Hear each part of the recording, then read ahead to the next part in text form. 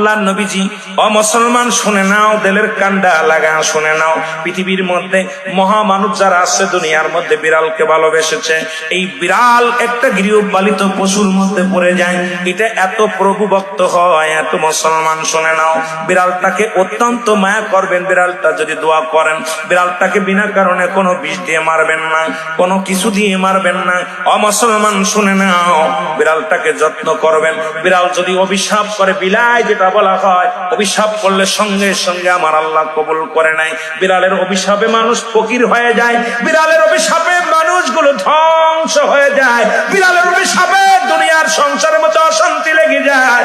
বিড়ালকে ভালোবাসলে, ও মুসলমান শুনে নেও, এই বিলাইকে ভালোবাসলে, বিলাই যদি দোয়া করে, বিলার দোয়ায় আল্লাহ দরবারে অনেক ফায়দা লড়তে পারবেন। জোরে জোরে চিল্লায় বলা যাবে না মারহাবা।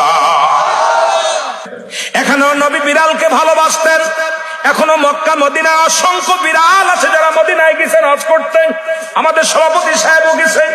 অসংখ্য বিড়াল গুলো দেখবেন মদিনার মনোয়ারায়, রাসূলুল্লাহর রওজার আশেপাশে, কাবা শরীফের আশেপাশে অসংখ্য বিড়াল ধরে বলেন ঠিক কিনা? এত সুন্দর বিড়াল যারা মক্কা মদিনায় দেখে আসছেন তাদের কাছে জিগাইবেন বিড়াল আছে কিনা আছে। এই বিলাইদেরকে ভালোবাসবেন, বিলাইকে অভিশাপ দিবেন না। একবার এক মহিলা অমুসলমান রাসূলুল্লাহর কদমের মধ্যে একজন বিড়ালকে বিষপান করায় মেরে ফেললো। রাসূলুল্লাহ যখন সংসারের মধ্যে অশান্তি অমঙ্গল শুরু হলো, নবী দেখতে পাচ্ছেন নবম মুহূর্তে আছেন নরসিংদী থেকে।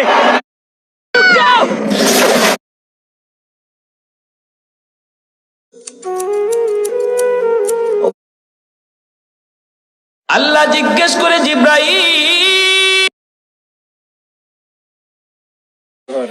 সাপের একটা না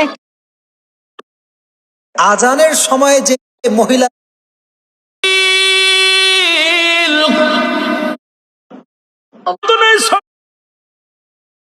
করে জানতাম ঘরে এই যে ঘরের মালামাল সবকিছু বের করে নিচ্ছে। এখন কিন্তু এই